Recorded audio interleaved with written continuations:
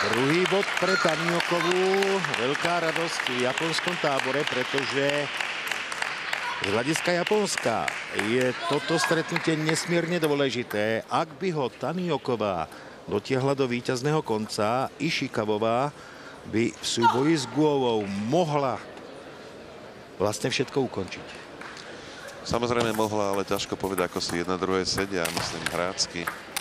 Niekto by v tom prípade ťahal za kratší alebo dlhší koniec, ale v každom prípade Ishikawová hrá vo veľkej pohode, vo veľkej forme tu na tomto šampionáte a určite by nebola bez šanci, takže Japonsko cíti, že neochvejný trón Číňaniek, nikto iný ešte, ako si spomínal Ivan, nebol majstrom sveta v ženskej kategórii, iba Čína, by mohol konečne padnúť. Každá séria sa raz skončí.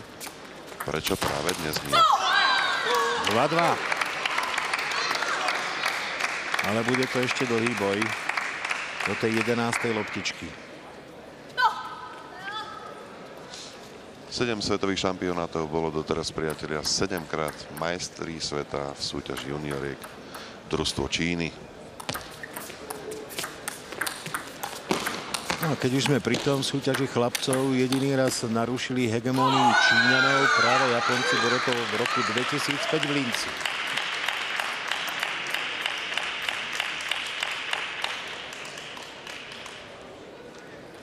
A narušiť hegemóniu Číňanov, to už je naozaj úspech, ktorý ide do sveta.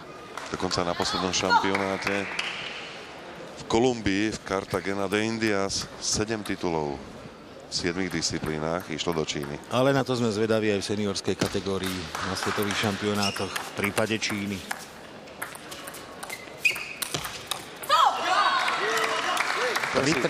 Pekne Iova pritiahla Japonku ku stolu. Tá už nestačila dať loptičke výrazne veľkú spodnú rotáciu a tvrdým forehandom zaslúžene bodovala. 3-3 v 5. sete, 2-2 na sety. Kto z koho? Stále mám taký pocit, že predsa len tá Číňanka bude triumfovať, že ten útok bude sláviť úspech nad obranou, ale je to len môj subjektívny pocit. Uvidíme. 4. bod pre Číňanku.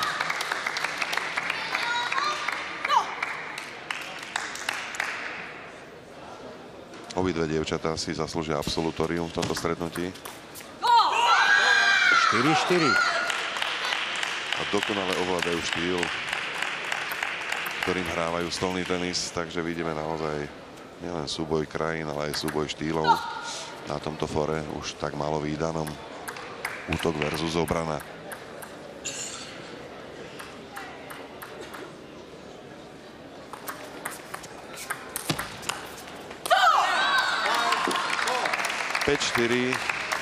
Prospech čínskej reprezentantky, samozrejme 5. set a pokiaľ je skôre 5. Zmena strán. Ale je to stále vyrovnané a všetko tesné. 5-4. Podáva Iová.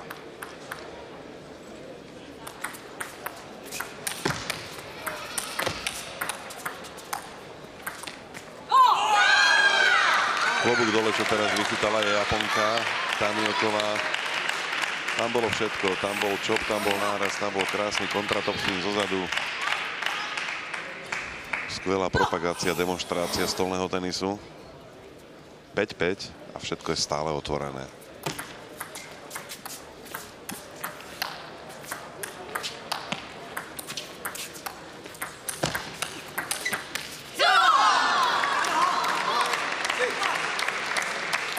Veľmi pekne teraz Číňanka prekvapila japonskú súperku krížnym forehandom do backhandu, tam, kde to absolútne nečakala, aj keď loptička možno nemala požadovanú rýchlosť, bola tak prekvapujúca, že zaslúžene bodovala i. 7-5 pre Číňanku. Krásne bolo vidieť, keď sa loptička dotkla sietky, aký rýchly odskok mala naspäť, že koľko rotácie tam bolo. A samozrejme oddychový čas pre japonské farby. Treba to ukludniť, možno vyviesť rozbehnutú Číňanku z toho konceptu alebo z toho tempa, v ktorom momentálne šliape a ide. No a povedať si, že trošičku aj zabudla japonská reprezentantka Tanioková. A na ten svoj výpadový útok. Začala hrať až príliš pasívne, čo teda naozaj skvele top spinujúcej Číňanke prestalo robiť problémy a začala bodovať vtedy, kedy potrebovala.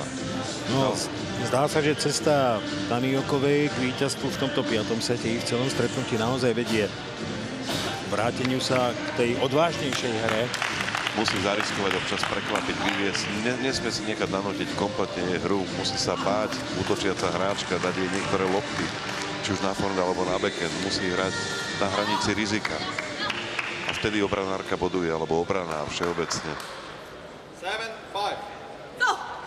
7-5 pre Diovú a Číňanka podáva.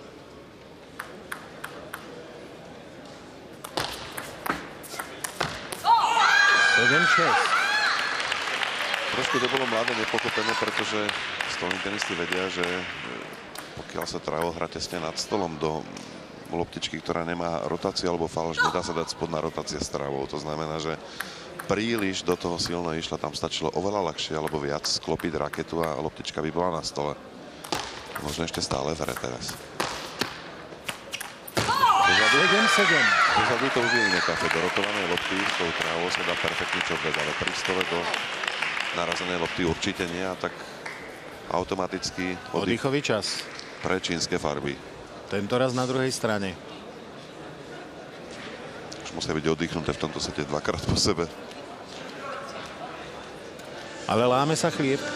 Určite áno.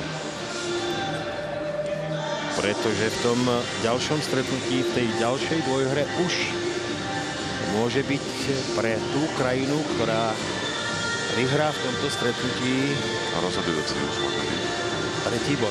Presne tak. Teraz taká krátka analýza, samozrejme viacej možností, viacej variácií, viacej variant má útočiaci hráč, respektíve útočník na svojej rakete, takže viac menej všetko závisí od toho, ako a čo sa hrá čínska reprezentantka, pretože bez hlavo za tohto stavu už Japonka do útoku nepôjde. Bude sa síce snažiť tlačiť, ale nie za každú cenu. A čakať na tú svoju príhodnú chvíľu. Presne tak.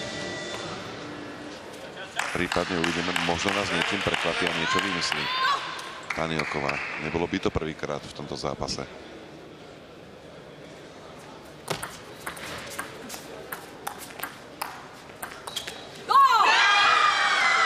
8-7 pre Japonku. Japonská lavička žije, tlieska naozaj. To Aziati, ktorí veľmi nedávajú najavo svoje emócie. Vyskočili ako jeden muž z tých stoličiek.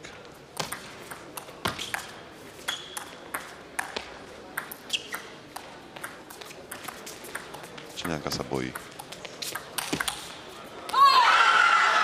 A spomenula si Tanioková na to, čím dokázala pritlačiť v predchádzajúcom priebehu tohto stretnutia Číňanku. Vedie 9-7. Dve loptičky jej chýbajú k tomu, aby vyhrala nad Diovou. Ale od stavu 7-5 v prospech Číňanky, 4 body v prospech Japonky, ale väčšinou len po tých krátkych narazených loptách, že ona nevedela, tá Číňanka, čo v tom jej vyhodila, a zaslúžený bod na strane Taniokovej.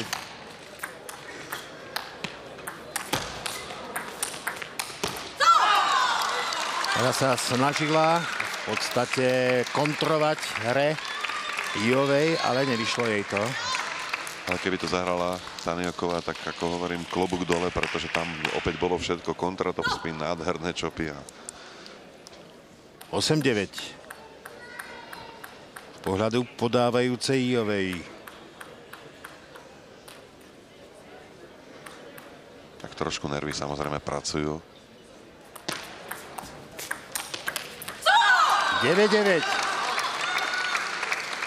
Diová sa vrátila do hry. A teraz majú rovnako obidve. Dve loptičky pred sebou k víťazstvu. Taký pocit, že Tanioková tam pretočila raketu, ako by čakala top spin do backhandu s tým, že ho odklopí, a ona ju naopak nachytala na hruškách cez forehand. Podáva Tanioková. Tak čo? Pripraví si na výpadový úder. Počkala si. 10-9 pre Taniokovú. Vidíte odozvu na japonskej lavičke. Mečbal pre 16-ročnú Japonku, obranárku. Ťažká chvíľa pre Iovu. Určite áno, Číňania nie sú zvyknutí prehrávať v žiadnej kategórii a toto by už začalo vyzerať na prudké sánkovanie z kopca. Nestalo sa, aby Číňanka ešte obrátila skóre 11-9. Vyhrala Tanioková nad